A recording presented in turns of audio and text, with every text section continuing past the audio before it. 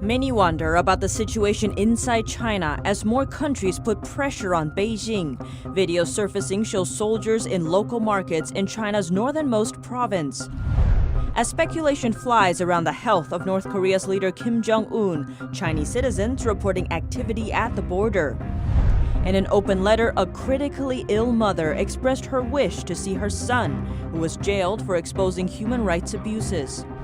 Canada's opposition leader recently said the country needs to rethink their relationship with China.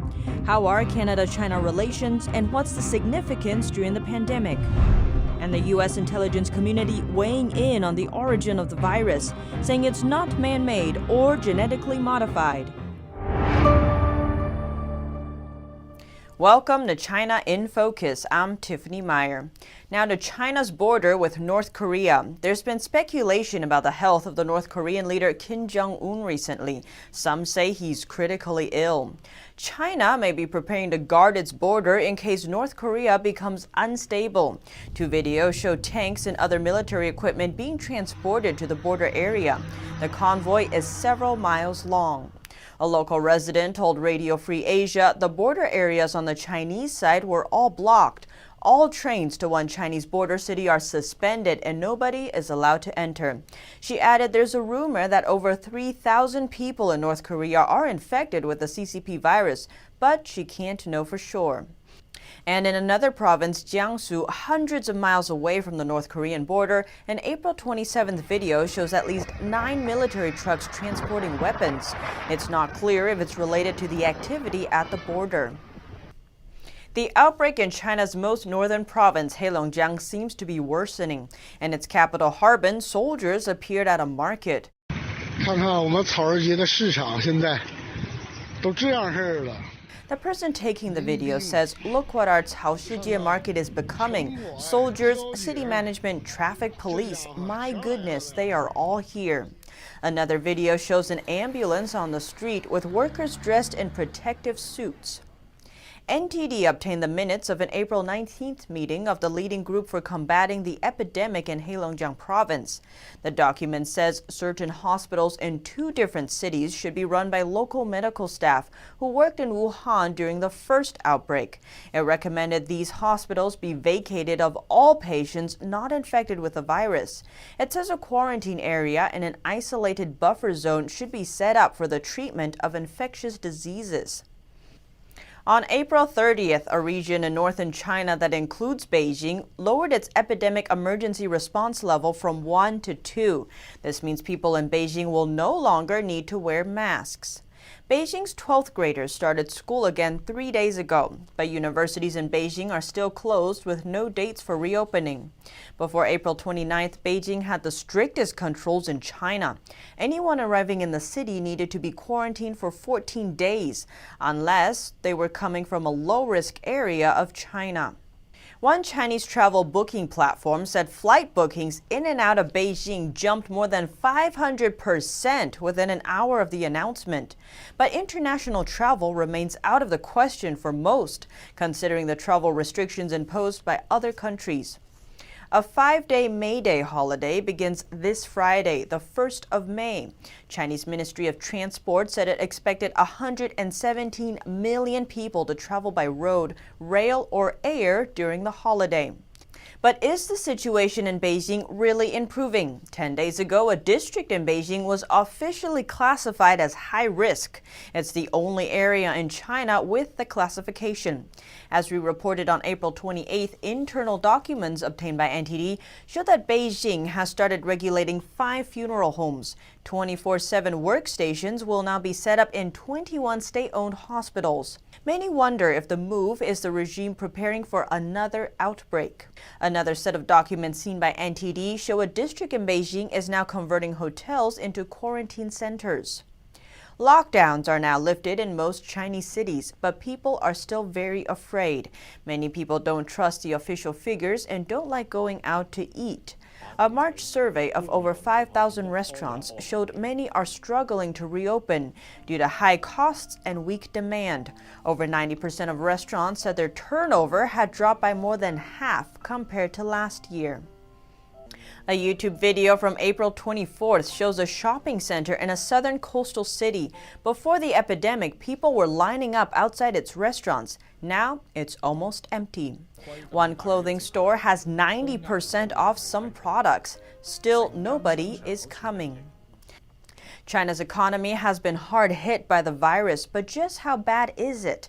According to a survey of 547 companies in China by data analysis company China Beijing, by the end of April, 91% of Chinese companies had resumed work, but over 2/5 were unable to operate at more than 50% capacity. Only 4% were operating at full capacity. Thousands of Americans are suing the Chinese regime for damages caused by the virus outbreak. Florida-based Berman Law Group filed a class action lawsuit on behalf of American healthcare workers infected with the virus.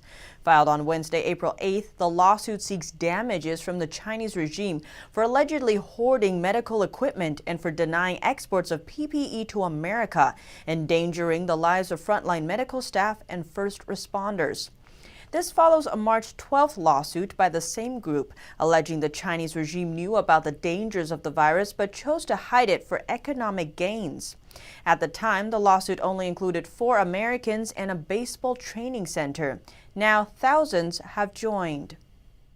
A human rights activist jailed, his mom now critically ill. She wants to see him one last time but has been denied. NTD's Juliet Song reports. Her lung cancer getting worse, breathing getting harder by the day. This mother in China wrote an open letter, hoping to see her son one last time. After I pass away, I hope people can help and pay more attention to my son. He's innocent. He's innocent.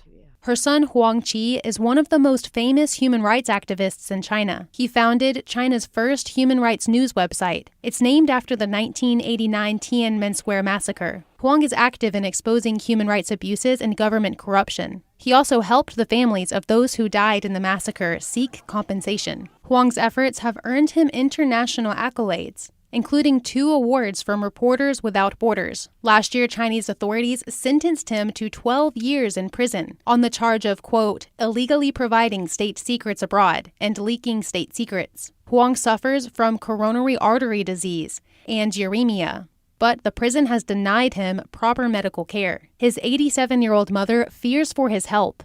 In her letter, she wrote, "He won't last long with these health conditions. Also, there is little hope he will be released. We probably won't ever see one another again." She hasn't seen him for 3 years. Activists close to Huang's mother said she can't go unless the authorities approve. She said she doesn't know if he's alive or dead. She hasn't received any information from him.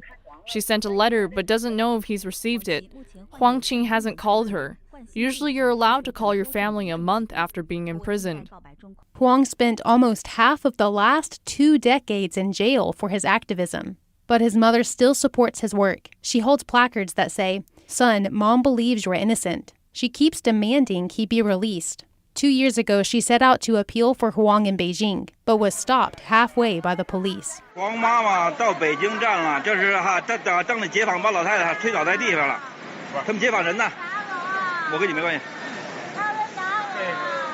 She is now under house arrest and can't seek medical help.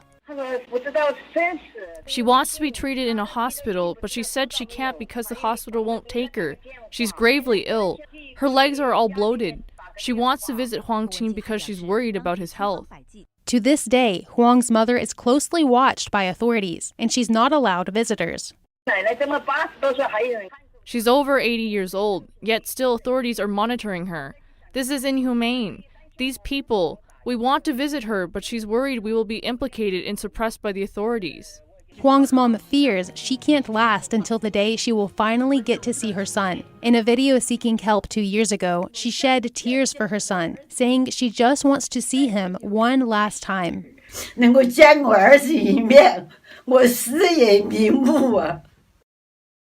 Xiang Bin and Juliet Song, NTD News. Canada's opposition leader recently said the country needs to rethink their relationship with China. So how are Canada-China relations and what's the significance during the pandemic? In the early morning of October 8, 1970, as China's communist leader Mao Zedong learned that China and Canada were establishing diplomatic relations, he reportedly laughed and said, "We now have a friend in America's backyard." In the decades that followed, Canada helped China secure a seat on the United Nations General Assembly and become a member of the World Trade Organization. It also gave tens of millions of dollars in aid to China and sold it nuclear reactors. Canada invested hundreds of millions of dollars into the Beijing-based Asian Infrastructure Investment Bank, AIIB, an institute launched by China to raise funds for its global expansion campaign, the Belt and Road Initiative. But as the virus broke out, China's Canadian friend was kept in the dark, just like every other country. In February, Canada's chief public health officer argued against blocking travel from China based on advice from the World Health Organization. She herself is a WHO advisor. The reason why the World Health Organization doesn't recommend something like this is that, in general, it may do more harm than good. China had posted the virus, genome very fast. What are they getting out of it, right? So I think the idea is to support China. It's reasonable to believe global health officials like Tam were unaware of China's influence on the WHO at the beginning of the outbreak, although few would deny it now. Canadian physician and WHO advisor Bruce Alward repeatedly praised China's outbreak control, but refused to recognize Taiwan's efforts. Hello? I'm sorry, I can't hear you. I couldn't hear your question. Okay, yeah. Let me repeat the question. No, that's okay. Let's move to another one then. Right, because I'm actually curious on talking about Taiwan as well, on Taiwan's case. The WHO has blocked Taiwan from joining the organization under pressure from China. As of today, over 50,000 Canadians have been infected with the virus. Nearly 3,000 have died. Calls are now growing in Canada to rethink the country's relationship with the Chinese regime. Many, in fact, have been calling for the rethink since before the outbreak. We need to have a reset in that relationship with the government of China. China's reaction to the arrest of Huawei CFO was the wake-up call. In December 2018, at the request of the United States, Canada arrested Meng Wanzhou. Meng is Huawei CFO and daughter of its founder, Ren Zhengfei, who is a former member of China's People's Liberation Army, or PLA. The U.S. charged Meng and Huawei with violating U.S. sanctions on Iran. NTD obtained group chat messages between former Huawei employees. One said he can prove that Huawei was selling sanctioned goods to Iran. The employee was later arrested by Chinese police. Right after Meng's arrest, China arrested two Canadian citizens, Michael Kovrig and Michael Spaver, a former diplomat and a businessman. The incident was seen as retaliation for Meng's arrest. Meng is out on bail and living in her multi-million-dollar Vancouver home. The two Canadians, however, are still jailed in China. Last Thursday marked 500 days since their detention. Canadian Prime Minister Justin Trudeau said he had been, quote, working extremely diligently on the issue. Chinese Communist Party does not believe in the rule of law. I mean, if your first reaction when you have a problem with Canada is you kidnap two senior Canadians, we can't work with a government like that. But some don't see it this way. After Meng's arrest, Canada's former Foreign Affairs Minister John Manley criticized the Canadian government for arresting the Huawei CFO, saying they should have exercised a little bit of creative incompetence.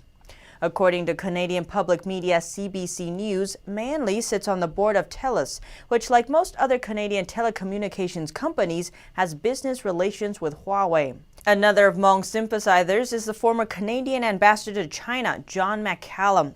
Last January, he spoke in front of Chinese media, including state media CCTV and Xinhua, and listed out 3 arguments Meng can make before a judge to avoid extradition to the U.S.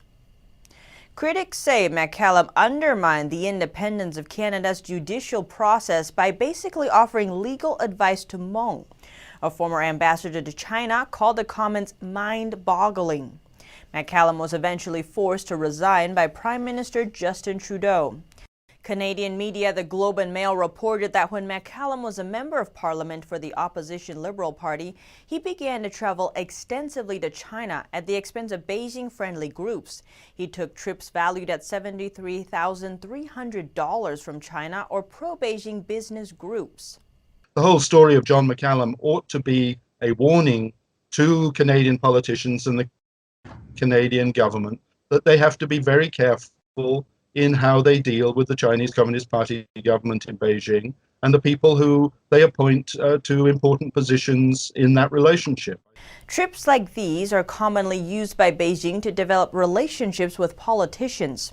The guests are often treated with lavish dinners and luxury hotels.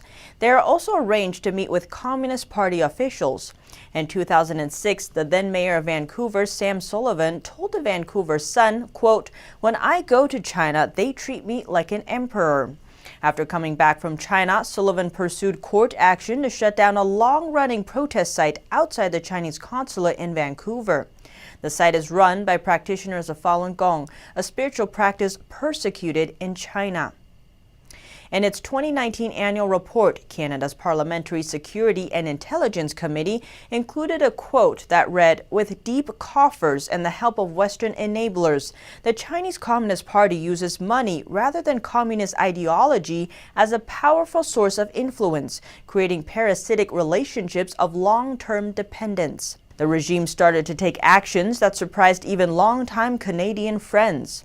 The same week, China arrested the two Michaels, Margaret McQuaig Johnston, a former Canadian official and China affairs expert, discovered her locked suitcase had been searched in her Shanghai hotel room. This despite the fact that she had worked for decades to help China build up its economic institutes. McQuaig Johnston was also told by a Chinese national that the CCP has a list of 100 Canadians it could pick up at any time. Canadian media The Star reported that after going back to Canada, McQuaig Johnston started to challenge the regime's abusive behaviors. She was one of only a few longtime friends of China to do so. She encouraged Canada to pull out of the Beijing-centered Asian Infrastructure Investment Bank and to use Magnitsky legislation to punish Hong Kong officials who abuse human rights. She also urged the country to pay more attention to China's actions in the Indo-Pacific. And she's not alone. Last November, a veteran Chinese-Canadian politician, Richard Lee, came forward and revealed that in 2015, he was detained for 8 hours in Shanghai. He was forced to hand over his phone and passcode. Chinese authorities then reviewed confidential government information stored on it.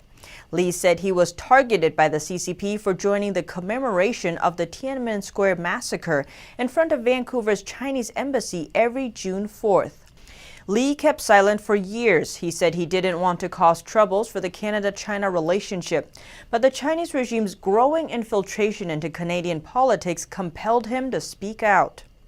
In a recent interview with American thought leaders, J. Michael Cole, a China scholar and senior fellow with Canada's Macdonald Laurier Institute, said that the COVID-19 outbreak should serve as a moment of reckoning for democracies like Canada. He said countries need leadership who are more willing to challenge China. That probably signifies a bit more confrontation. There's going to be costs. But the problem is that, especially countries like Canada, we never tested the waters. The moment Beijing threatens something or expresses displeasure, we back away, we back off, and Beijing gets what it wants. But leaders oftentimes forget, especially countries like Canada, China needs our natural resources. China wants access to certain technologies that its own people still cannot produce. So it needs us at least as much as we need it. So that should give us the ability to push back on fundamentals and values that are dear to us. Normal life seems to be right around the corner for many Americans. Stay-at-home orders expiring in a number of states, and Macy's announcing they're opening nearly 100 stores on Monday. Nearly 63,000 Americans have passed away from the CCP virus, but the recoveries are more than double that, 150,000. NTD's Melina Weiskup has more updates.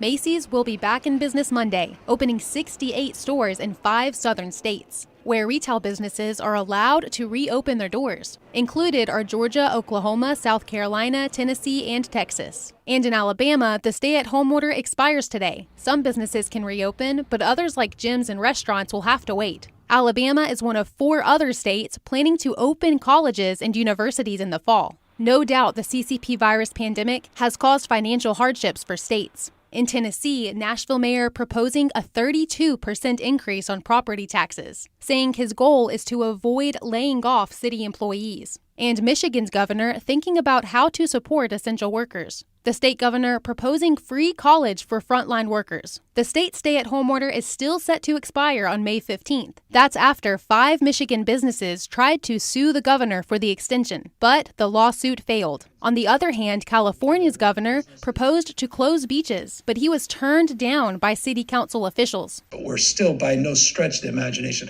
out of the woods there. It's just stable. We're not seeing substantial declines. Reports say that now he may order them to close anyway. Likewise, other state governors are saying their tight restrictions are still needed. Nevada and Washington being the latest to extend their stay-at-home orders. Melina Weisskopf, NTD News. And today, essentially rejecting theories of a man-made origin. The U.S. intelligence community said it agrees the CCP virus was not genetically modified or man-made. NTD's Miguel Moreno has more on the update. On Thursday, the U.S. intelligence community said it agrees that the CCP virus was not man-made. The office did not explain how it came to that conclusion. And at a press conference, President Trump said he hadn't seen the statement, but did see evidence suggesting the virus came from the lab. Have you seen anything at this point that gives you a high degree of confidence that the Wuhan Institute of Virology was the origin of this virus? Yes, I have. Yes, I have. So the possibility that the virus leaked from the laboratory in Wuhan is still being looked into. Just yesterday, Pompeo said China still hasn't given the U.S. access to the lab. Look, we still haven't gained access. The world hasn't gained access to the WIV, the Virology Institute there. We don't know precisely where this virus originated from. The intelligence community also said it's looking into whether the outbreak began through contact with infected animals. Miguel Moreno, NTD News. Millions more Americans filed claims for unemployment benefits last week. New data shows the economy suffered its sharpest contraction since the Great Recession in the first quarter of this year. New unemployment claims continue to rise in the U.S., but at a slower rate than previous weeks. 3.8 million signed on for unemployment in the third week of April.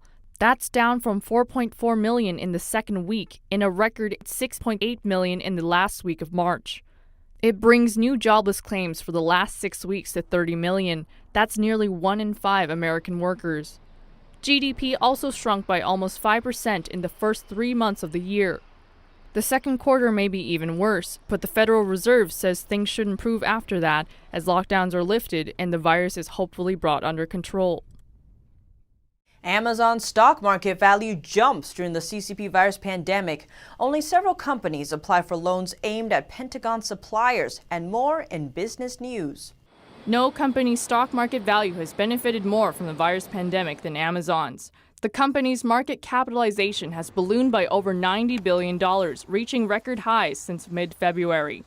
The jump adds $5 billion to Chief Executive Jeff Bezos' fortune. Fewer than 20 companies are considering applying for $17 billion worth of loans earmarked as relief funds for Pentagon suppliers hit by the pandemic. The Pentagon has been working to shore up finances among defense contractors. The Pentagon's chief weapons buyer says the money comes with strings attached that might not appeal to public companies. Google says its Meet teleconferencing software will become available over the next few weeks for free. Anyone with an email address can use it, even if it's not a Gmail account. Meet was previously only available to users of its G Suite productivity tools, which are commonly used by larger companies and schools. PayPal is waiving its fee for customers who want to cash their government stimulus checks. The move lets people cash the checks while staying at home, avoiding a trip to the bank during lockdown. PayPal will waive the fee until May 31st. Customers have to take photos of the front and back of the checks through the PayPal app to access the cash. Basketball fans are on the edge of their seats now that NBA executives and player agents are calling on the league to cancel the remainder of the season. They're worried about the spread of the CCP virus. Even as some states begin easing restrictions, cracks are beginning to show in the NBA's resolve. Team owners are concerned about liability issues. Despite the reservations, the NBA has given every indication it plans to complete the current season. The league announced it would soon unveil rule changes. The changes would allow teams to open their practice facilities where players can partake in treatment and limited workouts. The NBA was the first league to suspend play after a Utah Jazz player tested positive. Georgia's decision to allow businesses like tattoo parlors and nail salons to reopen has drawn criticism from all corners. How will Georgians take precautions? Here's how one massage therapist is trying to do it safely. In a field like massage therapy, it can be tough to maintain social distancing. But from the waiting area to the massage room, they're trying to stay safe. Good hygiene, like washing hands, temperature scans, everything's getting clean between each person. So we're taking a lot of precautions. Business owner Dr. Gardner says they're doing their best, even requiring clients to answer questions about possible virus exposure. Before you sign your name in the sign-in form, we have you read this, and if there's a yes to any of this, then we'll tell you to go to your doctor and reschedule your appointment for today. The clinic includes two parts, chiropractic and massage therapy. The chiropractic side remained open, while the massage therapy side closed for 3 weeks. But the lockdown still took a toll on the business. When we had to close the massage therapist down, when she couldn't work, it really hurt us quite a bit. A lot of patients as well, they don't want to leave their home because of the virus, which is very understandable. Business has slowed, but since opening, Chandler says she's a bit busier than she thought. I really didn't expect a lot of people to call, but I did have more than I expected. With fewer chairs in the waiting room, temperature checks, and more cleaning than usual, they're ready to buckle down and get business going. Melina Weiskup, NTD News. New York City subways are overwhelmed with homeless sleeping on trains. This as the city's transit system is reserved for essential workers during the virus pandemic. 8507. New York City officials are wondering what to do about the city's large homeless population. While many residents are staying home, homeless people are seeking shelter in the train system. Transit employees film their daily environment to raise awareness about the dangers they face. Workers are worried about their health. Those who need to ride the trains are worried about their safety. Crime on trains has gone up as ridership has gone down. Right now, trains are supposed to stay in service for essential workers only. The governor, the mayor, city transit officials, and homeless advocates are at odds over how to solve the problem. They're also concerned about CCP virus spread among the homeless. The Metro Transit Authority's interim head said police are supposed to stop people from spreading out in cars or sleeping, but admits enforcement is weak. The train problem also creates obstacles for how the city will eventually reopen. Everyone is talking about reopening. I get it. You can't sustain being closed. The economy can't sustain it. Individual families can't sustain it. We can't sustain it on a personal level. Our children can't sustain it. Even as the city's virus infection rate gradually grows less severe, there is worry that the densely populated transit system could aggravate the remaining virus situation. Normally, people are too close to properly social distance while riding, and the city has yet to find a solution to its long-standing homeless situation. And Russia's prime minister says he is infected with the virus. He acted as the country's main coordinator in response to the outbreak. Russia's Prime Minister Mikhail Mishustin confirmed in a video conference with President Putin that he was diagnosed with the virus. He said he will temporarily step down to recover. Putin wished him a quick recovery and appointed an interim prime minister for the time being. Britain's Prime Minister Boris Johnson appeared on TV for the first time after recovering from the virus. He said the UK has passed the peak of the outbreak and promised to announce a lockdown exit strategy next week. His remarks come just one day after his fiancée gave birth to their child. German Chancellor Angela Merkel announced that playgrounds, museums, and churches in Germany can reopen. She added that more measures to ease the lockdown will be announced soon, but social distancing rules must stay in place. In a South African city, thousands of people were seen lining up for food bundles amid lockdown on Wednesday. Drone footage showed thousands waiting in a line that stretched for 2.5 miles. And on a positive note, South Korea today reported no new domestic virus cases for the first time since its peak on February 29th. Here at China in Focus, we dedicate ourselves to bringing you truthful, unbiased reporting. Don't forget to subscribe for the latest updates, and see you tomorrow.